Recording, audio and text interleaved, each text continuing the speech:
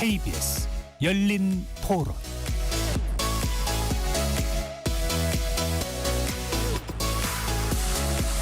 안녕하십니까? KBS 열린 토론 배종찬입니다. KBS 열린 토론 격주 금요일마다 정치가의 소식통들이 전하는 국회 안팎의 소식, 정치가 중계로 여러분들을 만납니다.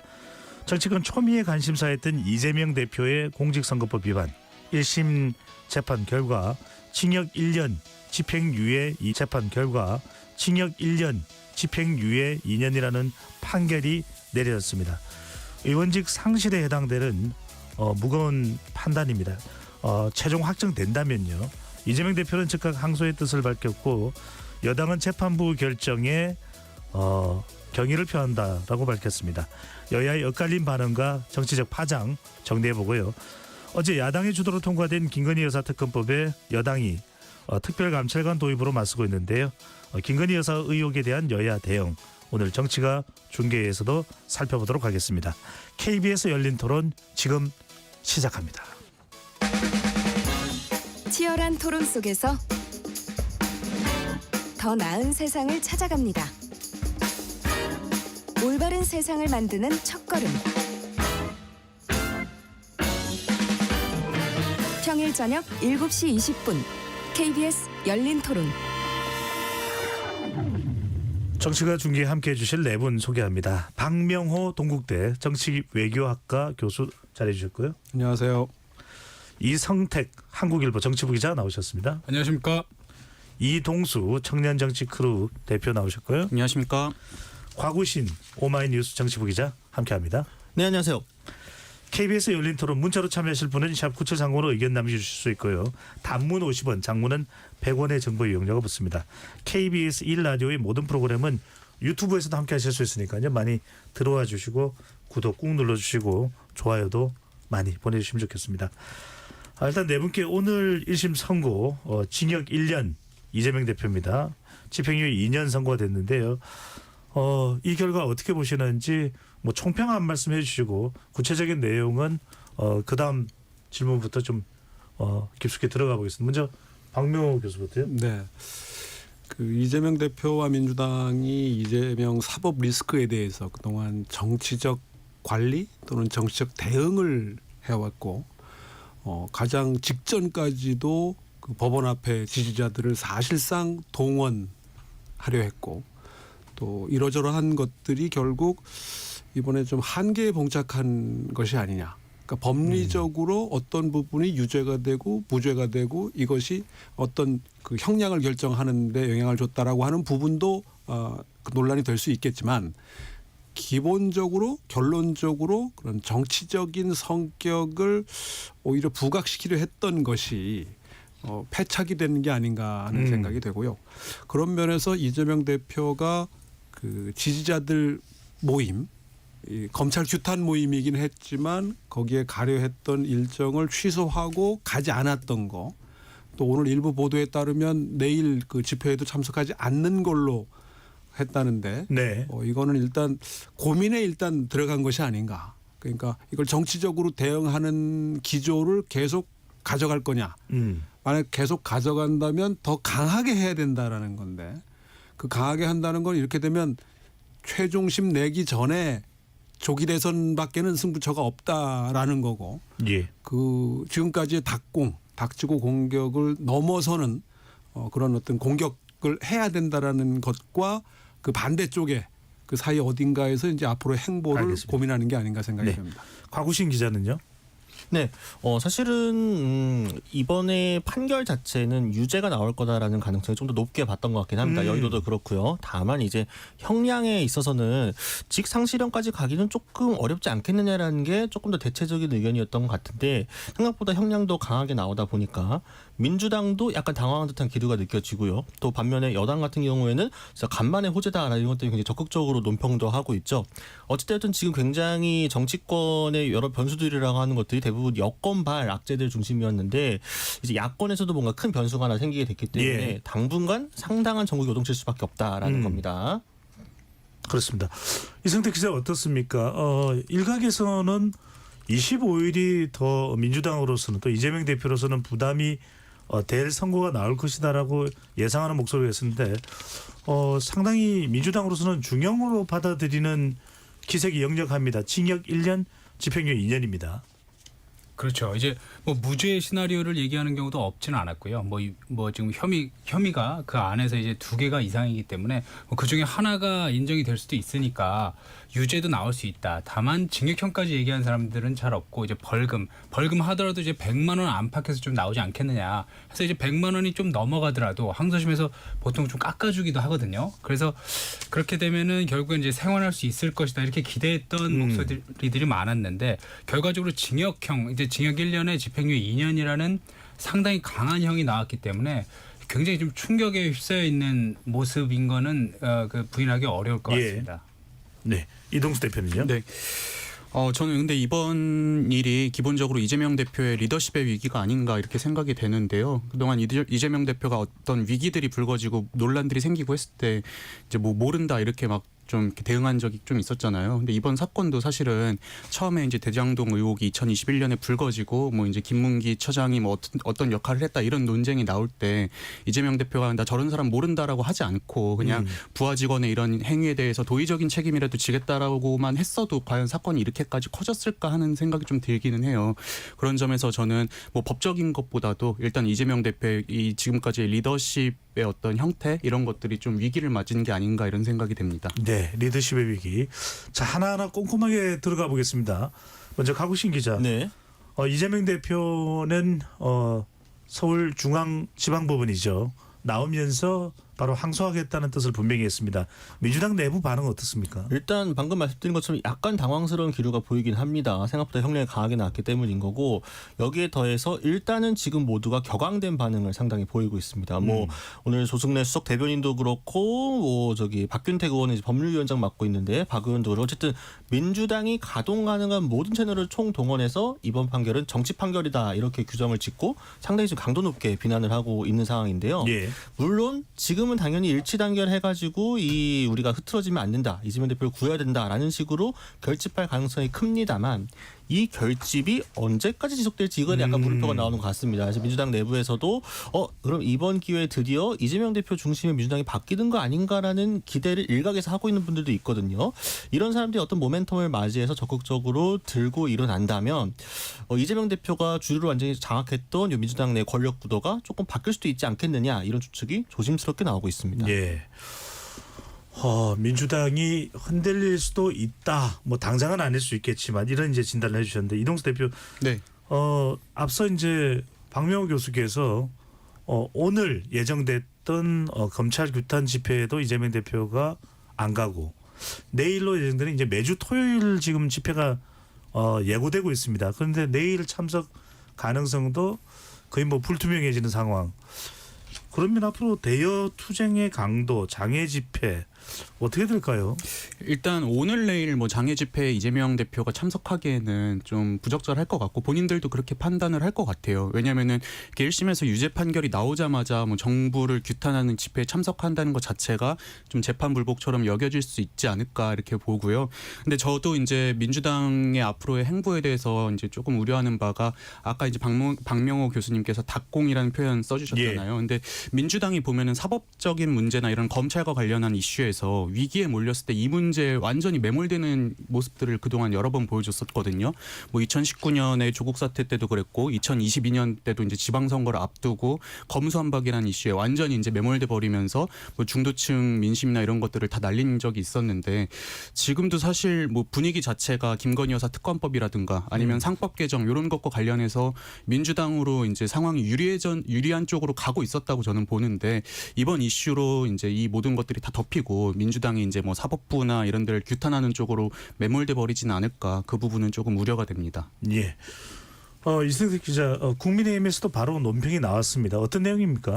이제 그 곽규택 수석 대변인이 사필 규정이다. 그리고 이제 그 남은 재판도 엄정한 법원의 판단이 필요하다 이렇게 얘기를 했는데요. 그 뜻은 이제 첫 번째로는 분위기가 굉장히 고무적입니다. 왜냐하면은 그 이번에 그 4월 12일 총선 이후로 국민의힘이 계속 그 하향 국면이었거든요. 예. 그 국면으로 치면은 그 수세적인 국면에 있었고 민주당의 공세에 계속 막아내기 급급한 국면이었는데 이번 법원 판결로 인해서 국면 전환을 한번 꾀할 수 있다. 게다가 이제 야구에 비유하면은 타석 재판이 몇 개가 있는데 첫 타석에서부터는 지금 안타를 친 거거든요. 국민의힘 입장에서는. 그래서 굉장히 좀 다음 재판은 더 이제 특히나 그 공직선거법상 허위사실 유포보다도 더 어떻게 보면은 그 강한 형이 나올 수 있는 혐의들이 있기 때문에 그런 부분에 있어서도 좀 더 강한 형이 나올 수 있지 않을까 그렇게 좀 기대하는 분위기입니다. 국민의힘에서는 기대하는 반응. 네. 실제로 이게 이제 국민의힘이나 윤석열 정부에는 얼마나 뭐 호재가 될지 어떨지는 아직까지는 뭐 알 수는 없습니다만 정확하게는 일단은 숨 돌리는 데는 영향을 줄 수 있다라는 분석도 나옵니다. 박명희 교수께 이게 실제로 1심입니다. 일단은 1심이고 25일에 또 위정교사에 대한 1심 선고도 앞두고 있기는 합니다. 남겨두고 있는데 이재명 대표에게 미칠 파장 어떻게 진단을 하고 계시는지요?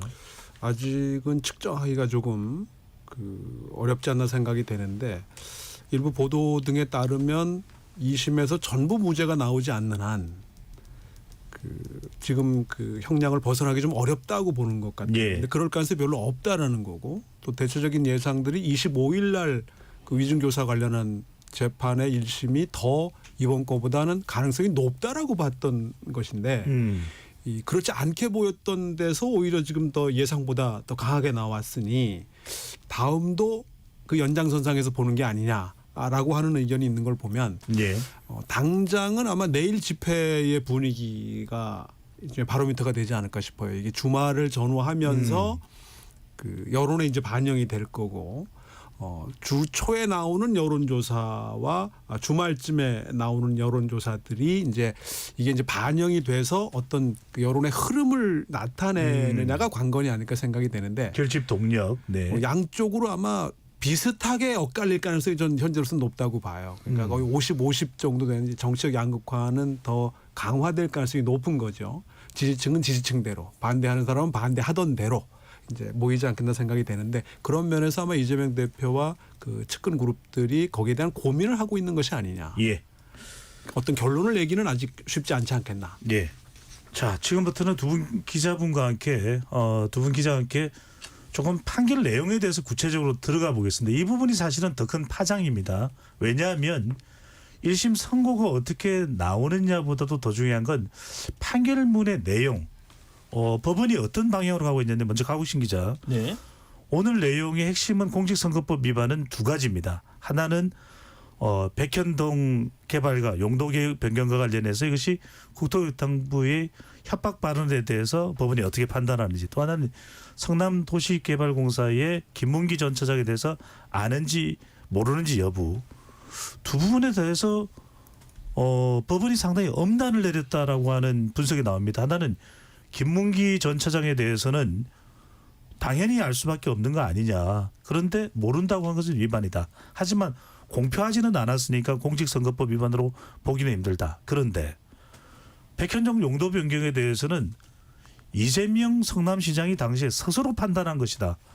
이건 상당히 무겁게 보이는 대목이 어떻게 보시는지요? 네, 그러니까 사실은 형량 자체보다도 방금 잘 말씀하신 것처럼 법원에서 이 사실 판단을 어떻게 했느냐도 중요한 부분이었는데 전부 이제 유죄로 판단을 하게 된 근거들을 보게 되면은 이재명 대표의 죄를 상당히 중하게 보고 있다라는 점이 느껴집니다. 그러니까 재판부에서 이 사건 자체를 굉장히 엄중하게 보고 있다는 것이고 네. 사실상 이제 이재명 대표와 이제 변호인 측의 주장을 거의 받아들이지 않은 셈이 된 건데요. 그러니까 1심에서 나중에 2심으로 조금 뒤집힌다고 하더라도 뭔가 좀 애매한 부분이 있거나 뒤로 밀어주는 포인트가 있다면은 그걸 기점 삼아 가지고 변호인들이 이제 2심 전략을 짤 수 있을 텐데 지금 보게 되면 아예 1심에서 나섰던 전략 자체를 수정하지 않으면은 이대로는 2심 판결이 크게 1심에서 벗어나기 어려운 상황이 될 것으로 보입니다. 예. 그러니까 뭐 예를 들면은 방금 이제 말씀해 주신 것처럼 국토교통부가 공문은 보냈죠. 협조 공문은 보냈지만 이 공무와 관련해 가지고 이걸 협박 발언으로 볼 수 있느냐.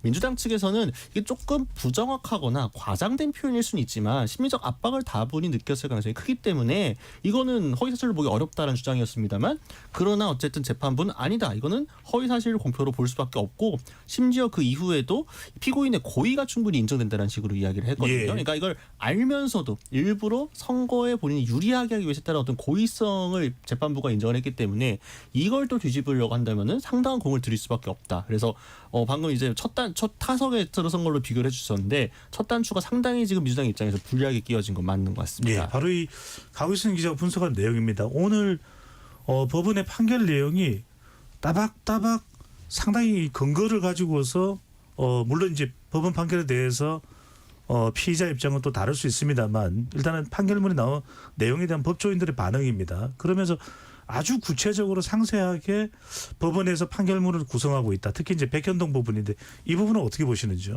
이제 백현동 부분에 대해서는 특히나 이제 이게 지금 백현동 그 사건의 구조가 그 공문 자체가 아예 없지는 않았거든요. 이제 국토교통부에 성남시로 온 게 있었는데 이 성남시에 온 것을 압력이라고 볼 수 있는지 이걸 또 근데 이재명 대표는 이것에 대해서 협박이라고 그 당시에 얘기했었거든요. 근데 이걸 협박으로 얘기할 수 있는 것이냐? 그 정부에서 이런 게 있다고 알려주는 정도. 그리고 이런 거는 해보면 어떠냐는 정도의 것을 협박이라고 부르는 것은 예. 이거는 고의성이 굉장히 짙다라는 거를 법원이 그렇게 인정을 한 걸로 보이고요. 특히나 이제 제가 눈여겨봤던 부분은 이재명 경기지사 시절에 이제 대법원에서 무죄가 나왔던 건이 있습니다. 근데 그 건도 허위사실 공표였거든요. 근데 그 건에 있어서 대법원에서 내린 법리 중 전원 합의체에서 만든 법리 중에 하나가 이게 그 원고로 써서 내는 거 혹은 뭐 이제 미리 준비해서 읽는 것에 대해서는 그 사실과 거짓을 아주 엄격하게 따져야 되지만 예. 토론회 내지는 뭐 이제 이번 같은 경우 국정감사장도 있고 뭐 TV 채널도 있었습니다만 이런 경우 그 티키타카 거기 나온 다른 이제 그 발언자가 티키타카 하는 과정에서 나온 발언에 대해서는 그렇게 엄격한 잣대를 들이대서는 안 된다. 왜냐하면 즉흥적으로 말하는 과정에서 실수가 나올 수 있기 때문에 그래서 그런 법리를 한번 판례가 나왔었는데 그런 판례에도 불구하고 유죄를 내리기 위해서 여러 가지 아까 진행자께서 말씀하신 것처럼 굉장히 구체적으로 그리고 이제 깊이 사실관계를 한번 따져본 것 같습니다. 네. 황명 교수님, 네. 오늘 판결 이후에 상당히 이제 법조계 인사들도 오늘 이 1심 선고를 보면서 징역 1년에 집행유예 2년은 예상하지 못했다. 그런데 그 설명 중에서 뒤따르는 부연 설명입니다. 보통은 이 누군가를 모른다고 했을 때는 어떻게는 아는데 어느 수준까지는 모른다. 그러면 그 책임에 대해서 어느 정도 옥석을 가리는 쪽으로 가는데 내내 모른다고 한 것이 문제가 되지 않았을까라는 지적이 있었는데 어떻게 보시는지요? 그러니까 그걸 인식과 행위로 구별을 한 것 같더라고요. 그 재판부의 입장에서는. 그러니까 주관적인 인식의 차원에서는 모른다고 할 수도 있죠. 알고 있었음에도 불구하고. 그건 주관의 영역이니까. 근데 행위의 문제로 넘어갔을 땐 이게 확인이 되느냐 확인이 되지 않느냐의 차원이 되기 때문에 예. 재판부의 판단은 아마 뒤쪽에 좀 더 그 중점을 둔 게 아닌가 생각이 되고 그런 면에서 사실 이번에 대부분의 전문가들이나 또는 관계자들이나 언론에서 예상했던 거는 벌금형을 전제로 수준을 이야기했지 징역형을 전제로 했던 경우는 거의 없었던 것 같고 맞는지 모르겠습니다만 주진우 의원이 1년을 아마 예상했다고 하고 대부분들은 뭐 벌금형을 전제로 이제 했던 걸 보면 그 상당히 예상 바뀌고 따라서 민주당에서는 아마 최악의 경우를 전제했겠지만서도 이것까지는 아마 생각하지 못하지 않았을까. 그런 면에서 아마 이걸 수습하는데 이해하는데 또 거기에 따라서 전략을 마련하는데 예. 좀 시간이 필요하지 않나 생각이 듭니다. 알겠습니다. 이동수 대표. 네. 어제는 바로 이재명 대표의 배우자인 김혜경 씨에 대한 1심 선고죠. 1심 선고가 내려졌는데 수원지방법원입니다. 이것도 역시 이 법조인들의 예상과 맞았을 수도 있고 달랐을 수도 있는데 300만 원의 검찰의 벌금 구형이 150만 원이 내려졌고 이 판결문의 내용도 김혜경 씨가 배소연 씨를 몰랐을 리가 없다. 어떻게 보시는지요? 저도 근데 그 몰랐을 리는 없다고 저도 추측이 됩니다. 왜냐하면은 저도 이제 뭐 의원분들이나 이렇게 식사를 하다 보면은 그분들이 직접 계산하는 경우는 없고 대부분 수행비서분들이 먼저 나가서 계산하는 경우들이 많거든요. 근데 이 상황도 사실 그것과 다르지 않았다고 저는 생각을 해요. 다만 이제 국민적인 여론은 그런 건 좀 있더라고요. 물론 이제 뭐 국민의힘이라든지 보수 진영 지지자분들은 당연히 비판을 하지만 네. 또 많은 분들이 이런 댓글이나 이런 여론을 보면은 아니 한 10만 원 정도 법인카드 쓴 거 가지고 이렇게까지 벌금을 150만 원 나오게 하는 건 너무 좀 과한 거 아니냐라는 인식도 있기는 했었거든요. 근데 이제 그게 만약에 어제 김혜경 여사가 유죄 나오고 오늘 이재명 대표가 무죄가 나왔다면은 또 논쟁의 여지가 될 수 있다고 보지만 근데 오늘은 일단 이재명 대표부터가 뭐 징역형이 나와버렸기 때문에 김혜경 여사 논란은 뭐 좀 이렇게 앞으로 막 크게 막 화제가 되지는 않지 않을까 이렇게 생각이 됩니다. 제가 여쭤본 이유는 가국신 기자, 일각에서는 어제 김혜경 씨에 대한 법원의 판단을 오늘 이재명 대표의 판결에 연결짓는 목소리가 나옵니다. 어떻게 보시는지요? 물론 이제 그 판사들이 다 독립적으로 판단을 하는 거기 때문에 뭔가 앞에서의 판단이 뒤의 판단에 영향을 미쳤다라고 단언할 수는 없습니다만 다만 이제 정치권에서 많이 전조 증상들이라고 해석을 하잖아요. 김혜경 여사 관련해가지고 김혜경 씨 관련해서 판결도 보게 되면은 이게 이제 150만 원이 벌금형이 나온 건데 이게 보게 되면 유죄로 판단했을 때 최저가 이제 100만 원 정도로 보는데 감경 사유와 이 가되는 사유들을 모두 따져 보았을 때 선거에 크게 영향을 미치지는 않은 것 같지만 그럼에도 불구하고 이거 명백히 잘못한 것이고 무엇보다도 당사자가 전혀 반성하지 않고 책임을 떠미루고 있다. 이 부분에서 약간 법원이 일종의 괘씸죄를 적용을 해가지고 예. 이제 조금 더 형량을 올리게 된 거였거든요. 근데 사실 이런 거가 재판부의 지금 전반적인 분위기를 전달해 주는 게 아닌가. 그러니까 지금 사실 민주당에서 짠 전략은 시민들의 목소리 또 지지층들의 목소리를 최대한 끌어모아가지고 사법부에 대한 어떤 일종의 압박 행위를 한 거는 맞지 않겠습니까? 근데 이제 그런 것들이 사법부의 판단에 조금 민주당 쪽으로 이 방향을 돌리는 데 유리하지 않을까 싶었지만 오히려 지금 재판을 담당하는 판사들의 입장에서는 역효과를 불러들인 게 아닌가라는 이야기도 나오고 있거든요. 네. 그래서 어제 판결, 오늘 판결 모두 재판부가 그런 점들에 조금 더 오히려 강하게 나선 게 아닌가 이런 추측도 나오고 있는 상황입니다. 박명호 교수께는 궁금해서 여쭤봅니다. 물론 최근에 일련의 정치적인 행위들이 이번 판결에 영향을 미쳤는지는 모르겠습니다만 이재명 대표의 민주당에서 뭐 검사 탄핵도 있었고 또 국감장에서 한 민주당 의원의 법관 주제라고 하는 그런 발언들이 궁금해서요. 혹시라도 판결에 영향을 미쳤을까요? 그러니까 이제 그게 제가 통칭해서 사법 리스크에 대한 정치적 관리 또는 정치적 대응이라는 건데 그게 지금 아마 이재명 대표와 민주당의 고민의 그 핵심 포인트가 되지 않았나 싶어요. 지금 와서 기조를 바꾼다라고 할 수도 없고 이 기조를 계속 이어가느냐에 대한 것도 선택하기가 어려운 상황인데 그 사이 어딘가에 이제 현실적 선택을 하겠지만 예. 결국은 지금 최고위에서 긴급 최고위에서 입장을 발표했는지 모르겠는데 정치적 판결이라든가 뭐 정치 기소라든가 정치 검찰이라든가 이렇게 돼서 결국 사법 과정에 대한 정치적인 해석을 전제로 한 것이라고 한다면 사법부 입장에서는 대단히 그 뭐랄까요 좀 부담이 될 수밖에 없는 사안이지 않겠는가. 그런 면에서 뭐 그런 일련의 해프닝들이 또 법원에 대한 그 민주당의 정치적 공세로 이거를 법원에서 받아들였지 않겠는가. 뭐 그게 이제 이런 재판의 결과로 이어졌다라고 단언하기는 어렵겠지만 앞서 우리 곽우신 기자가 괘씸죄라는 표현을 사용하셨는데 법정으로 그 형량을 결정하는 법리적인 부분과 그걸 넘어서는 어떤 총론적인 또는 뭐 정치적이라고 표현해야 될지 모르겠습니다만은 뭐 그런 차원의 논리도 법원 입장에서는 고려할 수밖에 없지 않겠느냐. 그런 종합적인 판단의 결과라고 봐야 되지 않겠나 생각이 됩니다.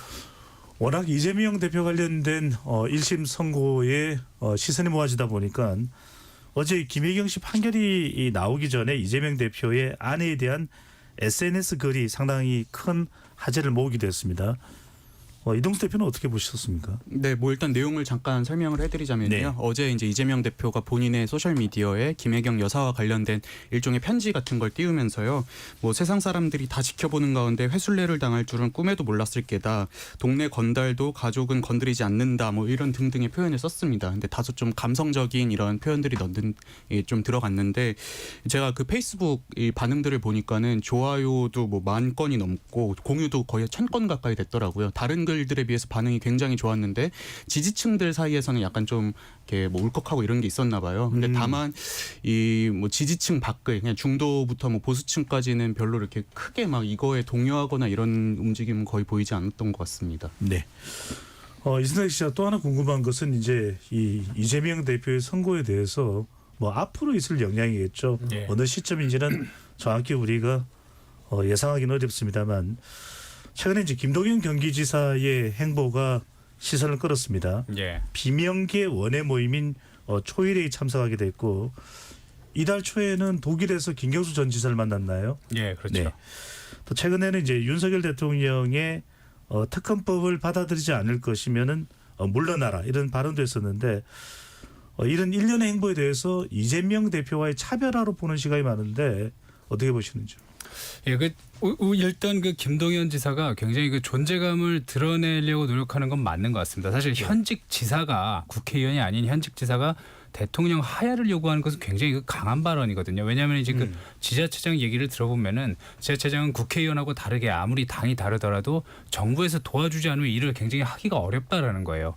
그런 상황에서도 그런 그런 압박이 그 심리적 압박이 있음에도 하야를 요구했다라는 것은 내가 이 타이밍에 이런 메시지를 내야겠다라는 부분을 분명히 했던 것 같고요. 다만 이제 그 차별화라고 한다면은 아직까지는 그 민주당의 그 내부의 주류가 굉장히 그 이재명 대표 위주로 단단하게 뭉쳐 있는 상황에서 섣불리 차별화를 했다가는 완전히 그 튕겨나갈 수 있는 그런 상황이 될 수가 있기 때문에 그런 부분에 있어서는 차별화는 아직 본격적으로 하지는 않지만 향후 필요하면 차별화를 하기 위해서 근거를 만들어가면서 내가 이렇게 정치적 존재감을 드러내고 필요할 때는 메시지를 냈다라는 근거를 차근차근 쌓아가는 과정이라고 보입니다.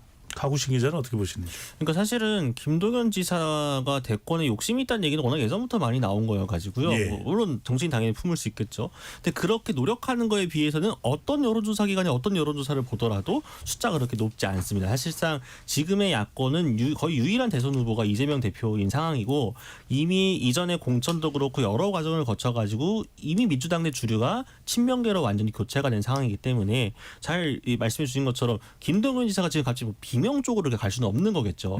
오히려 김동연 지사가 생각하는 그림은 이재명 대표가 지금과 같은 판결이 만약 대법원까지 그대로 확정이 되어가지고 정말로 다음 대선 나갈 수 없는 상황이 벌어진다고 한다면 친명계에서 이재명 대표를 대신해 이재명 대표의 뭔가 억울함을 풀어줄 새로운 주자를 찾을 텐데 그 주자의 기회가 본인에게 오지 않을까라는 그림을 그려놓고 지금 나중에 친명계의 어떤 그 지지층을 흡수할 수 있을 만한 기반을 만들어 놓기 위해 여러 가지 작업을 하고 있는 게 아닌가 이런 추측들이 뭐 경기도 출입하는 기자들도 그렇고 서울에서 많이 해석을 하고 있습니다. 네. 그렇게 보는 시각의 가장 큰 이유는 아직 1심입니다. 근데 이제 대법원 최종 확정까지 되면은 국회의원직을 상실할 뿐만 아니라 다음 대선에 나갈 수가 없고 또 434억 원의 지난 대통령 선거에서의 선거 비용까지 다 또 국고로 반납을 해야 되는 상황이기 때문에 영향을 미칠 수 있다. 이렇게 이제 일단 분석을 하고 있는 상황인데 박명호 교수께는 이 오늘 이재명 대표에 대한 1심 실형 선고가 윤석열 대통령과 한동훈 대표에게는 어떤 영향을 줄까요? 나쁘진 않죠. 일단 초점을 확 전환시켜 버린 셈이 됐거든요. 그 윤석열 대통령 지지율도 뭐 일단 더 떨어지진 않았고 오차범위 내지만 상향 곡선을 그리는 걸로 알려져 있기 때문에 그런 면에서 보면 국민의힘이 한 거는 별로 없는데 반사 이익은 취하려 하는 거고 모처럼 당정이 아주 하나된 모습을 보이는 굳이 안 해도 되는 말씀들을 너무 많이 하신 것 같아서 정치적 유불리에 따른 표현으로 이해는 되나 지금 국민의힘이나 여권이 거기에 그 희희낙낙할 상황은 아니지 않나. 본래 해야 될 일을 했어야 될 일에 좀 더 초점을 맞추는 게 지금 오히려 그분들이 해야 될 일이 아닌가 생각이 됩니다. 이동수 대표는 어떻게 보세요? 저도 이 네. 선거가 국민의힘과 또 대통령에도 산적한 또 난제들이 있습니다. 최근에 뭐 갈등 사항도 있었고요. 이런 것에 해결의 뭐 기폭제가 될 수 있는 것입니까? 이건 이재명 대표의 선거는 선거고 또 집권 세력의 또 경쟁력 회복은 회복이고 다르게 봐야 될까요? 저도 별개라고 생각하는 게요. 지금 그냥 저는 국민의힘이나 정부 같은 경우는 벼랑 끝까지 몰렸다. 그나마 구사일생한 상황이라고 생각을 합니다. 뭐 예를 들어서 지금 김건희 여사 특검법 관련한 논란들이라든지 아니면 최근에 또 윤석열 대통령 골프 논란들도 계속 일고 있는데 이런 상황에서 다만 지금 이슈의 초점이 이제 민주당으로 향했을 뿐이지 국민의힘이 겪고 있는 어떤 문제들의 근본적인 원인들이 해결된 상황은 아니잖아요. 근데 여기서 만일 이제 국민의힘이 좀 안이하게 생각하고 본인들 리스크 해소되었다고 오해하는 순간 또 다시 여론이 언제 또 국민의힘 쪽으로 나쁘게 작용할지 저는 뭐 알 수 없다고 생각을 합니다. 네. 이상태 기자 그래서 여쭤봅니다. 예. 이재명 대표 선거가 나오면서 이 선거의 결과가 민주당에서 강력하게 추진하고 있는 김건희 특검법에는 어떤 영향을 줄까요? 좀 더 추진 동력이 오히려 더 결집하면서 살까요? 아니면은 김건희 특검법 추진 동력이 떨어지는 상황이 될까요? 동력을 키우는 힘보다는 일단은 동력을 낮추는 힘으로 작용을 할 것 같습니다. 그 이유는 이제 지금 동력이라는 건 민주당의 동력이 아무리 강해도 특검이 넘어가는 상황은 아니거든요. 이게 왜냐하면 대통령이 제2요구권 그러니까 거부권을 행사했을 때 재투표에서 국민의힘 쪽에서 이탈표가 8표 이상 나와줘야지만 이게 특검이 시행이 될 수 있는 상황이기 때문에 민주당의 동력이 변수는 아닙니다. 변수는 이제 국민의힘 내 변수인데 국민의힘은 이 건으로 인해서 오히려 좀 그 내부 그 구심력이 좀 강해지는 상황이기 때문에 국면을 우리가 한번 똘똘 뭉치면은 국면을 전환해서 누이 좋고 매부 좋을 수 있다라는 국면으로 그런 기대감을 가지고 있는 상황이기 때문에 현재로서는 이 건만으로는 김건희 특검의 동력이 조금 약해지는 쪽으로 힘이 작용하는 게 아닌가 이렇게 관측이 되고 있습니다. 네. 박 기자 그러면은 관건은 그 사이에 돌발 변수 아닌가 싶어요. 그러니까 일단 동력이 확 떨어진 건 맞거든요. 28일로 현재 예정이 돼 있는 재표결, 재의결입니다. 재의결 그 사이에 지금 한 보름 가까이 한 2주 남짓 남았는데 이 사이에 이제 지금 오늘 이준석 의원도 또 결국 참전을 하게 됐는데 이 공천 관련 부분이라든가 또는 이제 이게 그 뭐가 있는데 그게 뭔지 모르는 상태가 지금 계속 되고 있는 거거든요. 그리고 뭐가 있긴 있는 것 같은데 그게 뭔지 어느 정도의 강도인지 모르는 게 있고 이게 이제 결국 어디로 튀느냐 이 돌발 변수가 결국 김건희 특검법 등의 아마 그 파장에 영향을 미치지 않을까. 만약 그런 게 없다면 또 대통령 지금 해외 순방 중이고 네. 또 뭐 트럼프 면담은 갖기 어려운 것 같은데 만약에 트럼프 면담을까지 했었다면 그런 외교 성과를 바탕으로 해서 지지율 상승은 물론이고 우리 이성택 기자 말씀하신 대로 구심력이 확 더 강화되는 그런 계기가 되지 않았을까 생각은 됩니다. 네. 이준석 의원 또 명태균 관련된 부분은 2부에서 더 다루기로 하고요. 가구신 기자. 네. 그러면은 국민의힘은 어떻게 전개되는 겁니까? 이 특검법 관련해서는 못 받아들이겠다라고 하는 것은 이제 친한계 의원 쪽에서도 목소리가 나온 바가 있었고요. 한동훈 대표는 지난번 김건희 특검법 때는 부결을 당론으로 한 바가 있는데 그럼 특감 쪽으로 가고 특검은 거부하는 형태가 되나요? 어떻게 될까요? 일단은 사실상 용산 대통령실과 한동훈 대표 측 사이에 일종의 신사협정이 맺어졌다고 보는 해석이 맞을 것 같습니다. 그러니까 일단 한동훈 대표 측에서도 윤석열 대통령이나 용산 대통령실을 향한 비판의 수위를 상당히 낮추고 조금 타협하고 화합하는 모양새로 메시지의 톤을 바꾸었죠. 친한계도 기자회견에 대한 평가에 대한 이야기가 좀 더 의미부여한 쪽으로 바뀌었습니다. 대신에 용산 대통령실에서는 소위 이제 김건희 여사 라인으로 지목됐던 사람 중에 일부를 교체를 한다라든가 특히나 가장 중요한 특별감찰관 문제에 대해서 공간을 열어줌으로써 오히려 당내 친윤계의 반발을 정리해준 측면이 있고 대통령이 나서가지고 그러다 보니까 일단 이 특검 대신 특감을 추진하는 걸로 여당 내부가 결속한 것으로 보입니다. 다만 특감 이걸 어쨌든 원추경 원내대표를 통해 가지고 앞으로 협상을 진행할 텐데 이게 어떻게 흘러갈지가 하나의 관전 포인트고 그리고 지금 여권 내에 다른 악재가 또 터졌습니다. 뭔가 화합한 듯한 했는데 지금 소위 당원 게시판 관련 문제가 또 불거지면서 친윤계 친양계가 다시 사이가 안 좋아지고 있거든요. 즉 지금의 결합은 미봉책이다. 방금 교수님께서 말씀 주신 것처럼 앞으로 2주 사이에 어떤 게 또 벌어질지. 또 그리고 만약에 이번 재표결에서 부결되더라도 또 그 민주당은 다시 또 특검법 또 4번째 5번째 올릴 거거든요. 이걸 올해 넘어가서 내년까지도 계속 막을 수 있을 것인가. 이거는 또 그때 상황에 따라 달라질 수밖에 없다. 이렇게 보입니다. 이동수 대표 일단 좀 민주당이 김건희 특검법을 밀어붙이는 듯했던 것은 여론의 지원도 받을 수 있다고 판단했을 테고 또 대통령 지지율도 낮은 상황이고 그런 상황에서 이제 이재명 대표의 1심 선고가 김건희 특검법에 주는 영향 민주당 차원에서 볼 때는 어떨까요? 일단 당장은 뭐 한동안은 아무래도 이재명 대표가 25일 날 또 위증교사 관련한 1심 선고를 앞두고 있잖아요. 그때까지는 아무래도 민주당 쪽으로 포커스가 좀 맞춰지지 않을까 생각이 되는데요. 워낙 또 정치 상황이 자주 급변하다 보니까는 김건희 여사 이슈가 해소되지 않는 한은 언제든 다시 불거질 수 있다고 저는 생각을 합니다. 자, 그런데 질문한 이유는 이 그동안 좀 여러 가지 뭐 열 몇 가지로 이 많았던 이 김건희 특검법에 포함됐던 내용들을 2개로 축소를 했단 말이에요. 네. 그러면은 오히려 추진 동력이 이성택 기자의 설명대로라면 더 낮아지는 상황에서 김건희 특검법의 내용의 변화가 오는 건가요? 어떤 상황의 변화가 올까요? 저는 추진 동력이 낮아진다기보다는 그냥 뭐 특검의 어떤 가지수 수사 가지수라고 해야 되나요? 그거를 이제 뭐 2개로 축소를 하고 뭐 이렇게 좀 뭐 제3자 추천권도 우리가 받겠다 이런 식으로 민주당이 제안을 했잖아요. 이게 동력이 약해졌다기보다 저는 오히려 국민의힘을 강하게 압박하기 위한 수단이 아니었나 이렇게 생각을 합니다. 왜냐하면은 이제 민주당 입장에서는 그동안 많은 어떤 의혹들을 제기를 해왔는데 이제 국민의힘에서 이런 거 특검에서 어떻게 다 수사하느냐 이런 식으로 또 반박도 하고 했었잖아요. 예. 근데 이제 이걸 대폭 축소하고 제3자 추천 같은 경우에는 과거 해병대원 특검법 같은 경우에 한동훈 대표가 주장했었던 이슈인데 이제 마치 이제 한동훈 대표가 주장했던 논리를 차용해가지고 받아들인 것처럼 이렇게 보여줌으로써 이제 이렇게 했는데도 안 받을 거냐 하고 이제 국민의힘을 압박하던 어떤 과정이었다고 봐요. 근데 지금 워낙 지금 오늘 이재명 대표 1심 선고가 이슈가 커가지고 당분간 이게 그래도 좀 표류하지 않을까 이렇게 예상은 됩니다. 이성택 기자, 민주당 내에서도 이렇게 이 실형이 징역 1년, 집행유예 2년 구형될지를 선고가 될지는 몰랐다는 목소리가 나오는데 예. 자, 더 궁금한 것은 바로 25일 있을 이 위정교사와 관련된 1심 선고입니다. 왜냐하면 오늘 선고가 내려지기 전까지만 하더라도 오늘보다는 25일 이 위정교사와 관련된 1심 선고가 더 무거울 것이다. 이런 예측이 많았거든요. 어떻게 보시는지요?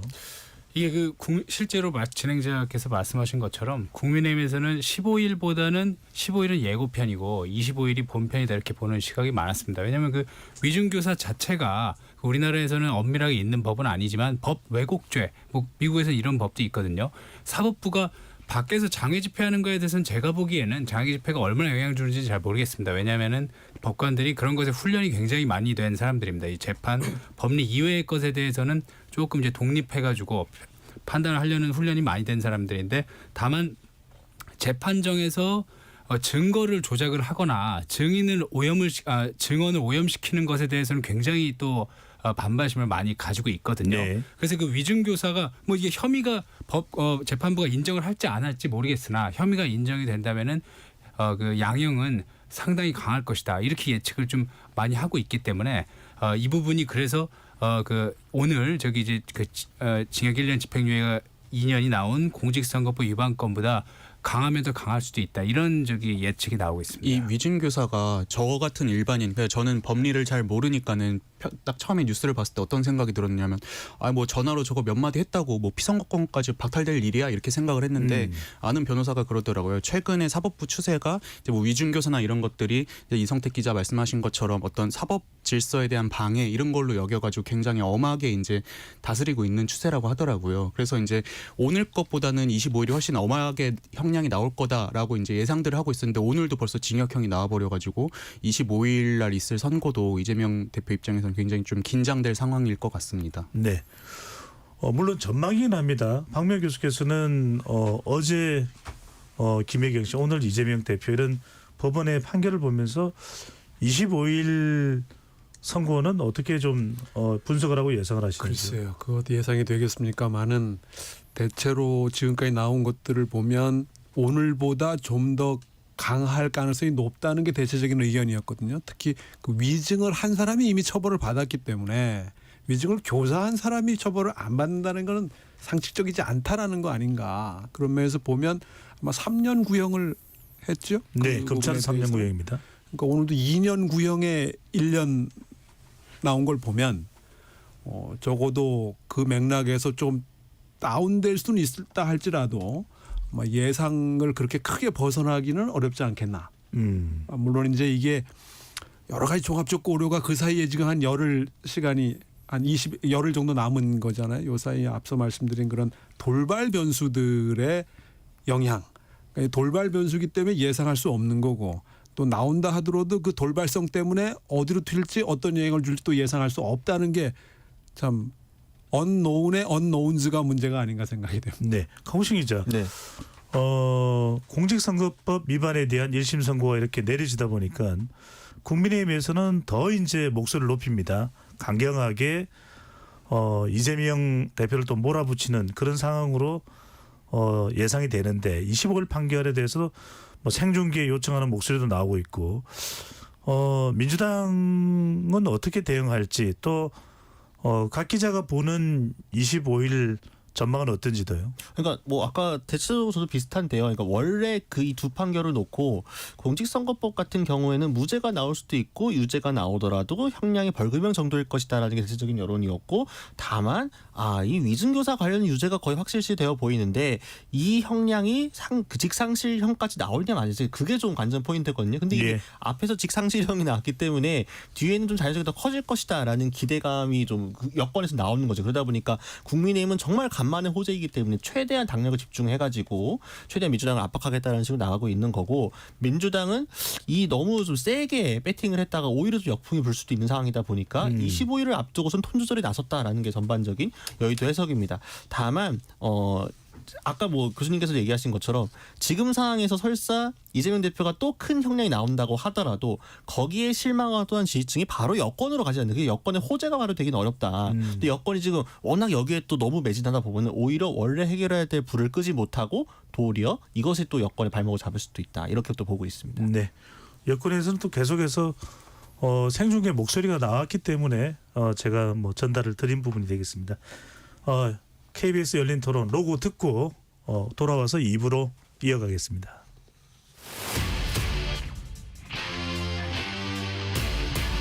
토론에 정답은 없습니다. 토론이 세상을 바꿀 수도 없습니다. 하지만 질문은 새로운 세상을 만들 수 있습니다. 질문으로 올바른 세상을 만드는 첫걸음 KBS 열린 토론.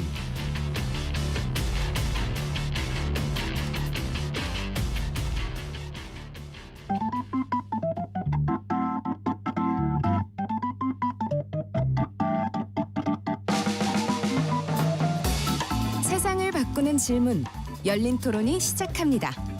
KBS 열린 토론은 언제나 열려 있습니다. 단문 50원, 장문 100원의 유료 문자 샵 9730 그리고 KBS 어플리케이션 콩으로 여러분의 의견을 남겨주세요. KBS 열린 토론 2부 이어가겠습니다. 오늘은 정치가 중계로 진행하고 있습니다. 스튜디오에 곽우신 오마이뉴스 기자, 이동수 청년정치크루 대표, 이성택 한국일보 기자, 박명호 동국대 교수 네 분과 함께하고 있습니다. 이성택 기자, 예. 우리가 워낙 이제 이 법원 판결 쪽에 관심이 모아지다 보니 바로 어제입니다. 14일 있었던 국민의힘 의총에서 이제 특별감찰관 이 논의가 있었을 텐데 예. 또 본회의에서는 민주당 주도로 야권 주도로 김건희 특검법이 통과됐고요. 예. 특별감찰관은 어떻게 된 겁니까? 특별감찰관은 이제 그 당론으로 기존에는 이제 특별감찰관을 특별감찰관 구조부터 먼저 말씀을 드리면은 특별감찰관은 국회에서 3명을 추천을 하면은 그 중에서 이제 대통령이 1명을 지명해서 임명을 하게끔 돼 있는 구조입니다. 근데 지금은 대통령이 임명을 안 해서 문제가 아니라 국회에서 추천 3명을 아직 안 하고 있었거든요. 근데 그게 왜 안 됐냐 했으면은 국민의힘에서는 특별감찰관 추천을 하려면은 이것과는 별개인 북한인권재단 이사를 민주당에서 추천을 해줘야지만 우리가 이것에 특별감찰관 추천에 응하겠다 이렇게 나왔고, 민주당도 북한인권재단 이사는 우리가 별로 추천하고 싶지 않다. 이래서 서로 추천을 안 하면서 추천 자체가 이루어지지 않았기 때문에 대통령도 뽑을 수 없는 상황이었거든요.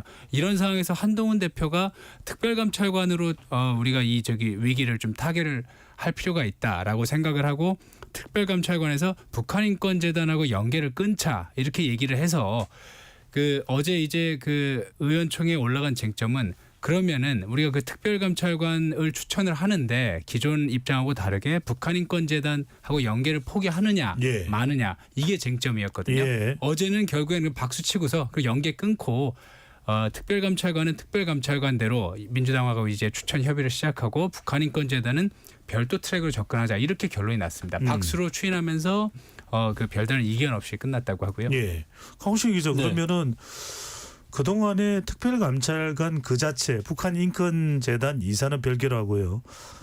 친 윤석열 대통령계 또 친 한동훈 대표계가 갈등을 빚어왔는데 봉합된 겁니까? 그러니까 요 특감 문제에 대해서만큼은 봉합된 게 맞습니다. 아까도 말씀드린 것처럼 윤석열 대통령이 직접 기자회견과 대국민 담화에서 이 특감 문제에 대해서 열린 자세를 취했고, 여당 내에서 합의를 해와서 여야가 합의해갖고 추천을 해주면은 대통령이 그걸 어떻게 막느냐, 당연히 임명하겠다. 그리고 북한 인권재단 이사와 연계 문제도 대통령이 나서가지고 별도로 가도 된다라고 메시지를 준 거잖아요. 그러다 보니까 친윤계가 더 이상 여기서 저항할 이유가 없는 거죠. 대통령이 그렇게 얘기를 하는데, 그러니까 친윤석열계가 더 이상 강하게 주장을 하지 않은 거고, 한동훈 대표나 친한계 입장에서도 한동훈 대표 취임 이후 가시적인 성과라는 게 아직까지 전혀 없는 상황입니다. 근데 뭔가 대통령을 설득해가지고 우리가 뭘 만들어냈네?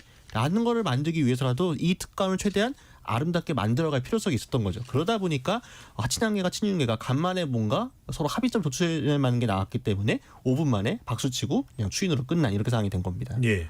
박 교수님 어떻게 보시면 이게 외부의 위기 상황에 대한 대통령의 국정 운영 지지율이라든지 또 오히려 여의도 정치를 야권이 주도하면서 또 특검법 또 이 여론도 있는 것이고요.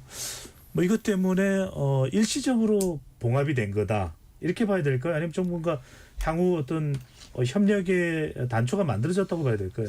일시적이라고 봐야 되겠죠. 아무래도 또 이것이 어떤 내부의 긴밀하고도 또는 공동의 목표를 전제로 한 협의와 조율의 결과라고 하기보다는 대통령의 구심력이 아직은 좀 더 우세한 상황에서 또 한동훈 대표의 어떤 정치력의 한계를 이제 더해지면서 나타난 결과물이 아닌가.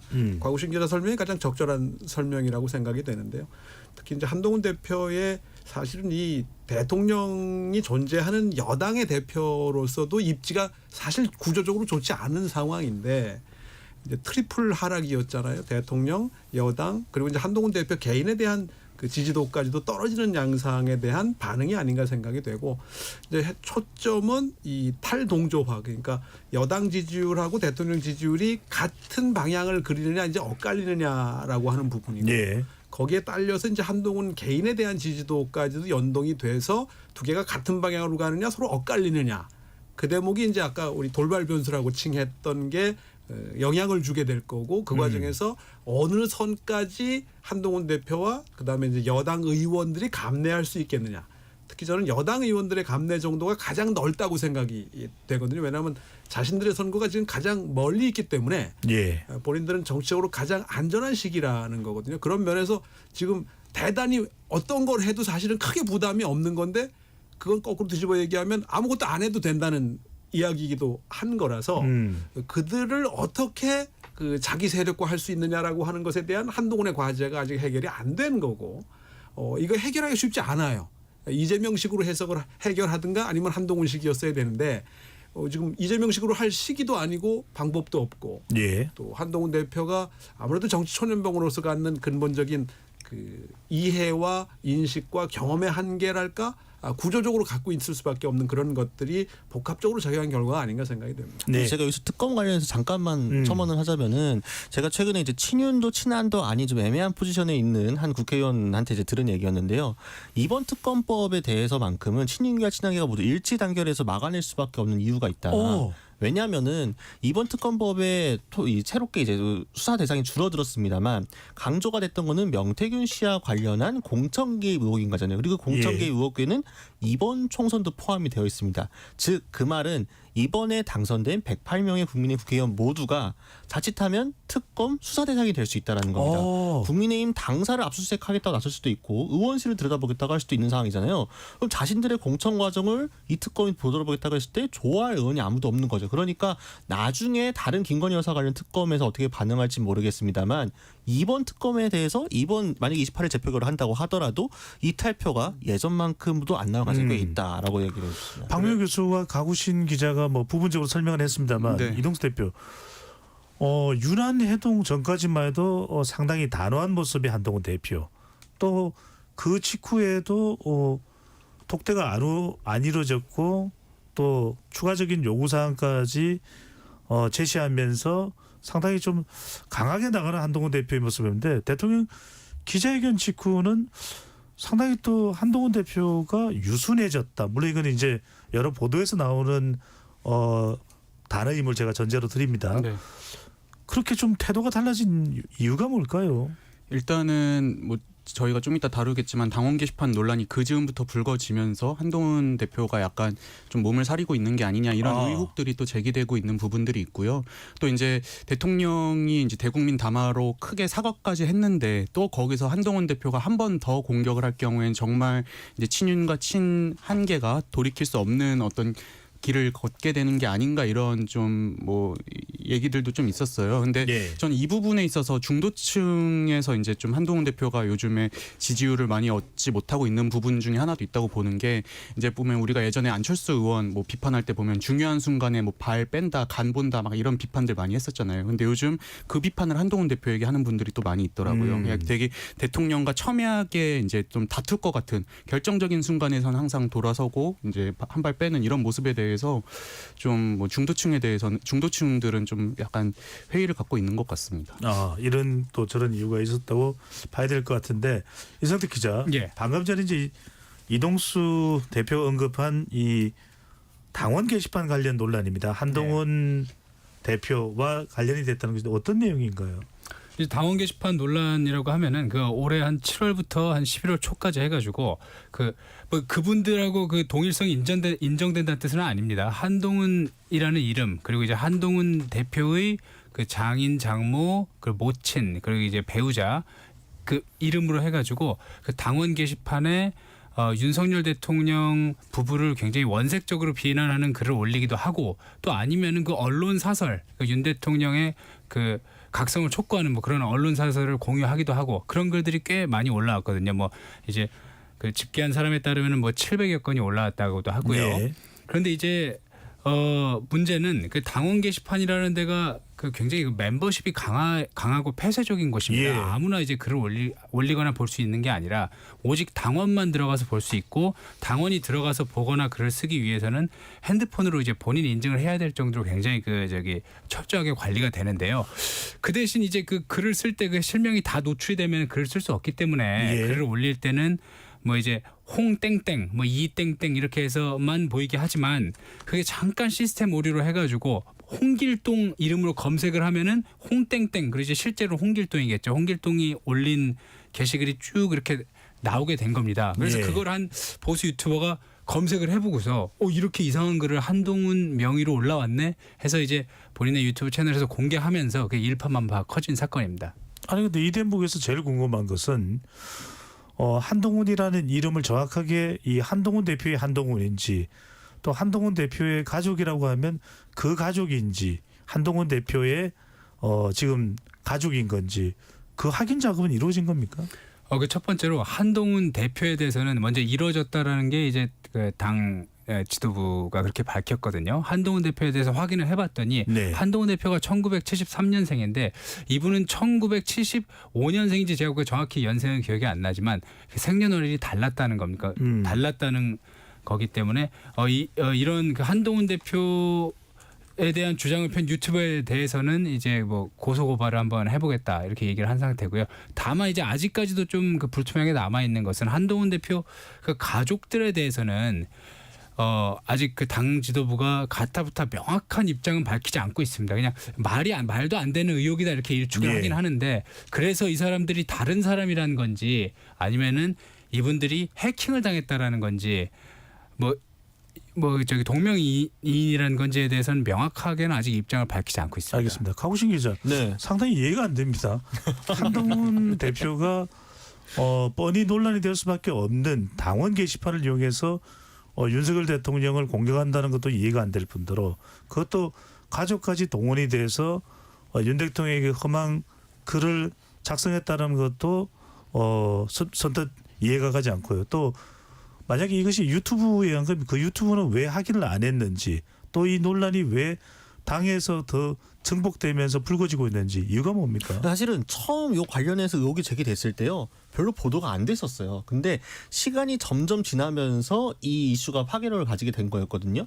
몇 가지 이제 분기점들이 있는데 하나는 이 당사자라고 할 수 있는 그 사람들의 명의의 글이 보수 유튜버의 지적 이후 뚝 끊겨서 사라졌습니다. 그리고 그 이후에 당의 대응이라는 게 상당히 소극적이었어요. 반면에 친윤계 인사들 특히 당 최고위원들조차도 공개 회의 시간에 이거 당원 게시판 문제 있는 거 아니냐 이런 논란이 있는 거 좀 해결해야 되는 거 아니냐라고 공개적으로 요청을 하고 나섰습니다. 예. 그런데 그거에 대해서 당 지도부가 명확한 입장을 표명하지 못하고 있었고 물론 이제 주진우 의원이 이제 법률자문위원장으로서 이런저런 대응을 했습니다만 이게 친윤계가 점점 목소리를 높이는 데만 친한계가 소극적으로 나오니까 이게 갑자기 뉴스가 되어버리는 뉴스가 아니었는데 여기에 더하면 이제 뭐 장해찬 전 이제 청년 최고위원도 주장을 하는 것처럼 예. 한동훈 대표가 과거에 뭐 법무부 장관 시절부터도 그렇고 그 후에도 소위 댓글로 여론 조성하는 팀이 있었다. 이런 식의 의혹이 제기된 적이 있었잖아요. 근데 이거에 대해서 사실 여부가 명확히 확인되지 않았습니다. 이거 그냥 의혹으로만 남아 있는 거죠. 그런 전사까지 있고 나서 보니까 특히 보수 유튜버들도 굉장히 좀 많이 흥분을 해가지고 여기에 땔감을 넣었는데 한동훈 대표가 이전에 했던 것처럼 이번에도 일종의 여론 조성팀을 만들어서 당원 게시판 여론을 왜곡하려고 했던 거 아니냐 이런 게 막 힘을 받은 거고 워낙 지금까지 친한계한테 일방적으로 두들겨봤었던 친윤계 입장에서도 이번에 우리가 좀 반격을 해봐야겠다라고 정치적으로 굉장히 많이 힘을 쏟은 거가 복합적으로 맞물린 걸로 보입니다. 한 가지만 확인하고 제가 이동수 대표로 갈게요. 한동훈 대표가 과히 이 의혹 설명에 대해 논란 설명에 대해서 적극적이지 않았다는 이야기가 나오는데 그거는 뭐 때문입니까? 그러니까 예전 백그라운드 브리핑 같은 데서 저희가 질문을 기자들이 했을 때 경우에도 이에 대해서 명확하게 답을 잘 하지 않고 있는 상황이고요. 그러니까 보통 이런 거 같은 경우는 워낙 그러니까 아예 백그라운드 브리핑 자체를 최근에 많이 피하기도 했고요. 한동훈 대표가 사실 한동훈 대표의 기존 스타일들을 보게 되면 본인 관련된 어떤 의혹이나 뭔가 문제가 제기됐을 때 상당히 적극적으로 반박한 스타일이었습니다. 아예 기자들하고 공방까지 하기도 하고 당의 여러 채널들을 동원을 해가지고 얘기도 하고요. 근데 친한계 인사들은 여러 시사 라디오 인터뷰 같은 데 나와가지고 이 문제의 의혹을 약간 황당한 것을 일축하는 식으로만 대응을 했고 예. 당무 감사 여부에 대해서도 거리를 두고 있는 상황인 거죠. 그러다 보니까 좀 뭔가 이 온도차가 보이다 보니까 친한계가 너무 소극적인 게 아니냐 이제 이런 지적들이 나오고 있는 네, 겁니다. 이동수 대표. 예, 이것도 이제 장예찬 전 국민의힘 최고위원이 이제 제기한 의혹인데요. 이제 지금 장예찬 전 최고위원이 주장하는 게 이거예요. 그러니까 한동훈 대표의 아내인 진은정 변호사 그리고 장인 장모의 명의로 한 5분도 안 되는 간격으로 계속 글들이 올라왔는데 이게 우연의 일치겠느냐 하는 거고 또 이제 진흥정 변호사가 이제 과거에 뭐 마음카페나 이런 활동을 활발하게 했다는 인터뷰가 있대요. 그래서 그걸로 장예찬 전 최고는 이거 진흥정 변호사가 활동한 게 아니냐라고 이제 의혹을 제기하고 있는 상황인데 근데 저는 이 최근에 국민의힘에서 이 논란이 나온 걸 보면서도 한편으로는 좀 의아한 게 뭐냐면은 과거에 이제 뭐 해경군 김 씨라는 어떤 소셜 미디어 아이디로 문재인 대통령을 막 비방한 게 이제 화제가 되기도 했었잖아요. 근데 그때는 약간 막말이라든지 패륜적인 발언 이런 것들이 많이 있었어서 논란이 됐던 건데 예. 이번에 이제 올라간 글들이 뭔가 봤을 때 물론 몇몇은 부적절한 글들도 있었지만 다 그냥 뭐 기존 언론에 나온 사설들 공유하고 그냥 비판하고 요 정도였거든요. 근데 국민의힘에서 대통령 비판 요 정도도 못하나 하는 생각이 전 좀 솔직히 들더라고요. 이번 논란을 보면서. 네. 네, 박민규 교수께서는 이 당원 게시판을 둘러싼 논란, 국민의힘 내부의 논란 어떻게 보세요? 글쎄요, 참 별 희한한 일이 다 있다 싶은데 이게 이제 국민의힘의 현실을 보여주는 게 아닌가 생각이 돼요. 정확한 팩트를 확인하기가 어렵고 어떻게 보면 똑같은 걸 놓고 양측의 접근이 좀 달라 보인다라고 하는 게 이제 화제거리가 되고 뉴스거리가 된 게 아닌가 싶은데 그만큼 이 양 계파 간의 신뢰나 어떤 공감대가 없다라는 뜻이 아닌가 생각이 되고 그 당원 게시판이라는 곳이 상당히 좀 뭐랄까요 좀 강성 지지자들 중심으로 운영되는 곳 아닌가요? 대체로 이 양당 모두가 그런 면에서 보면 여기서 무슨 여론을 만들어낼 수 있을까? 어떻게 보면 같은 방향을 보고 앉은 분들인데 권리대회는 가능할지 모르겠지만 토론이나 협의가 가능한 곳은 아니지 않겠나 생각이 되는데 그리고 또 서로가 주장하는 쪽에서 보면 이게 좀 상식적이지 않은 일 아닌가 싶어요. 네. 이게 참 어떻게 설명이 돼야 될지 모르겠는데 참 희한한 일이다. 그렇게 생각합니다. 알겠습니다. 자, 또 하나의 이슈가 이제 명태균 씨와 관련된 부분입니다. 이성택 기자. 예. 결국 상당히 이 윤석열 대통령과 통화 녹취록도 민주당에 의해서 이제 공개된 바가 있었고요. 또 김건희 여사와 주고받은 SNS 대화는 또 명태균 씨가 공개하기도 했었고요. 바로 그 당사자인 명태균 씨 그리고 공천거래 의혹을 받고 있는 김영선 전 의원 구속이 됐습니다. 예. 이걸 어떻게 봐야 될까요? 어떤 증거인멸의 우려 이런 부분들을 법원이 강하게 인정했다고 봐야 될까요? 크게 이제 두 부분이 있는 것 같습니다. 이제 그 증거 인멸 부분에서 먼저 그 명태균 씨 당사자가 뭐 증거를 다 불태우겠다 뭐 이런 얘기들을 공공연하게 하고 다녔기 때문에 이거는 기본적으로 상식적으로 이런 말을 하면은 이건 거의 구속을 자초하는 거나 다름없는 그런 발언이거든요. 기본적으로 이제 증거 인멸에 대한 우려가 있었을 것이다라는 게 있을 것이고 그거보다 정말 궁금한 거는 이제 구속을 할 때 범죄 혐의가 어느 정도 소명이 됐는지 이런 부분들도 그 재판부에서 제법 판단을 하거든요. 그럼 재판부에서 보기에는 이 범죄 혐의, 공천 개입 의혹 그리고 이제 그 명태균 씨가 여론조사를 윤석열 대통령 여론조사를 조작했다라는 의혹에 대해서도 어느 정도 소명이 됐다라고 보는 건지 그 부분에 대해서는 좀 궁금하더라고요. 네. 자, 일단은 명태균 씨가 촉발한 이 윤석열 대통령의 대선 여론조사 관련 또는 김건희 여사와 주고받았다고 하는 뭐 공천과 관련된 대화 이건 이제 창원지검에서 수사가 될 겁니다. 자, 그런데 이 상황에서 이준석 의원이 입을 열었습니다. 대통령이 이 구청장과 또 의원들인가요? 포항시장 말씀하시는 예, 거죠? 포항시장 기초단체장에 대해서도 요구가 있었다. 이건 어떻게 봐야 될까요? 그러니까 분명히 윤석열 대통령께서 대국민 담화와 기자회견 때 이제 그때 이제 명태균 씨와 나눈 대화 자체에 대해서는 인정을 하면서도 예. 그 대화의 내용은 덕담 수준이었다고 분명히 얘기를 했고 공천에 대해서 또 개입했던 사실을 전혀 인정하지 않았습니다. 기억들 하실 텐데요. 그렇다면은 윤석열 대통령이 그 이후에 이준석 의원이 폭로한 이 내용에 대해서 이거를 단순한 의견 게시 혹은 덕담이라고 이해할 수 있는 것이 이 부분이 좀 중요하게 쟁점이 될 것 같습니다. 이준석 의원이 처음 이제 인천국제공항으로 돌아와서 기자회견했을 때는 실명을 얘기하지 않았었거든요. 근데 이제 여러 추가 보도들과 함께 이제 사실상 이제 특정이 된 거죠. 포항시장 같은 경우에는 원래 이제 시장이 있는 사람이 있었는데 이 사람 말고 다른 사람을 주고 싶어 했고 그걸 이제 김정재 경북도당 위원장이 김건희 여사의 이름을 이제 인용을 하면서 네. 다른 후보가 필요하다라고 이야기를 했고 그게 또 윤석열 대통령이 직접 이준석 의원하고 소통도 했다라는 거 아닙니까? 그때 당대표였으니까. 근데 이거는 이준석 의원이 원내대표와 함께 막아냈고 김태우 강서구청장 후보 같은 경우에는 이준석 대표가 패싱되고 대통령이 뭔가 박성중 다시 서울시당 위원장을 통해 가지고 영향력을 행사해서 꽂은 거다. 이제 이런 식으로 좀 추가로 나온 건데 여기에 플러스 지금 뭐 안철수 의원 같은 경우에도 원래 당에서는 인천 계양을로 보내서 이재명 대표의 좀 발목을 잡고 상대하는 식으로 전략을 짜고 있었는데 네. 김은혜 후보가 경기지사 선거에 나갔는데 이걸 안철수 후보가 지원을 해줘야 되니까 같은 경기도 권역에 나가는 게 맞다. 그래서 분당갑에 안철수 의원을 단수 공천 준 것이다. 뭐 이런 식의 얘기가 좀 나오고 있다 밖에서 보니까 그런데 두 가지입니다. 하나는 이런 이준석 의원의 설명에 대해서 당에서는 전혀 사실과 다르다라고 하는 반박도 나오고 또 이철 하나는 의원이 얘기했죠. 네. 얼마 전까지는 관련되는 내용 뭐 공천 이런 부분 전혀 뭐 사실이 아니다라고 이야기를 해왔던 이준석 의원이 이 내용을 다 폭로를 하고 공개하다 보니까 어떤 내용이 정확한 내용인 거냐 스모킹건은 뭐냐 뭐 이 부분에 대한 이준석 의원에 대한 의혹 제기의 목소리도 나옵니다. 이 부분은 어떻게 봐야 될까요? 그러니까 이준석 의원이 이 얘기를 어떻게 했는지를 잠깐 복기를 해보게 되면은 이준석 의원이 명태균 씨한테 그 김영선 전 의원 공천 관련해 가지고 윤 대통령이 저기 경선하라고 하라던데 라고 본인이 전에 들었다고 이야기를 했다라는 거 아닙니까? 그랬더니 명태균 씨가 그걸 받고 안 되는데 이러면 해서 이건 이제 저희 추측입니다만 어쨌든 그러나서 윤석열 대통령과 소통을 한 걸로 얘기가 되고 있죠. 그러다 보니까 네. 지금 공개된 통화 녹취가 나오는 건데 그렇다면 이준석 의원이 윤 대통령과 뭔가 소통을 해가지고 혹은 공간에 소통을 해서 김영선 전 의원 경선하기로 했던 건데라고 했던 건지 그러니까 이 사실 요게 만약 사실이라면 어떤 윤 대통령과 공천과 관련해서 개입이 있었고 그 통로가